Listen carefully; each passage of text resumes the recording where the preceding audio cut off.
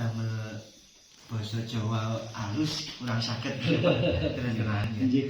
Jadi terima kasih sebelumnya Pak Panen, kepada tuan rumah Pak Panen sudah memprakarsai pertemuan ini, dan memang kami juga mohon maaf karena baru berkesempatan sowan datang mriki, datang Bapak-bapak sedaya. Sebetulnya yang lain secara sosialisasi registrasi itu sudah berlangsung sejak lama Pak.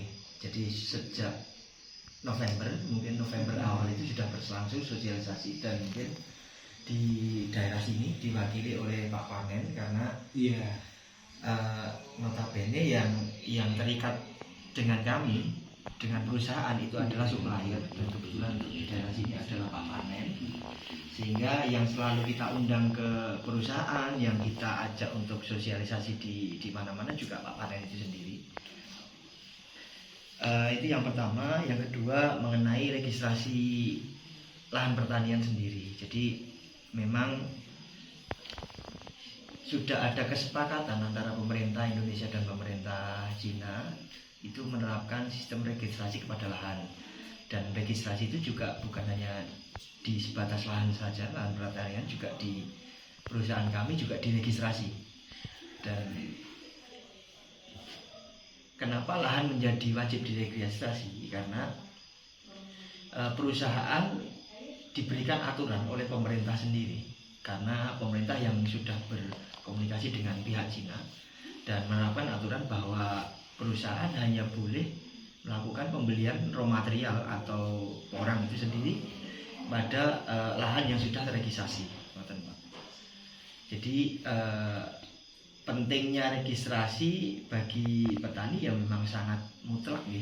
Jadi bagi kami dari PT Bangsang sendiri itu memang sudah diberi aturan baku oleh pemerintah, hanya diperbolehkan melakukan pembelian terhadap lahan yang telah terregister. Dan mungkin itu sebatas pembicaraan antara kerjasama dua negara, Indonesia dan Cina, seperti itu. Cina mempersyaratkan registrasi sampai ke lahan, dan mungkin kalau yang di luar yang didengar ada beberapa yang belum terregistrasi masih bisa menjual gitu. Karena sampai saat ini volume terbesar penjualan dari ekspor dari Indonesia sendiri itu adalah ke Cina, mungkin hingga 80% lebih ya ke Cina, karena mungkin besaran negara dan banyaknya warga sehingga kebutuhan Cina itu paling besar. Dan akibat karena kemarin di tahun 2021 pertengahan itu ada ban atau blacklist ya, karena ada suatu temuan dari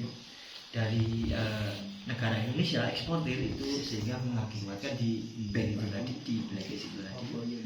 Terus kemudian terjadilah kesepakatan di bulan Oktober dan November antara dua pemerintah, jadi pemerintah Indonesia dan pemerintah Cina, jadi mewajibkan registrasi lahan itu sendiri.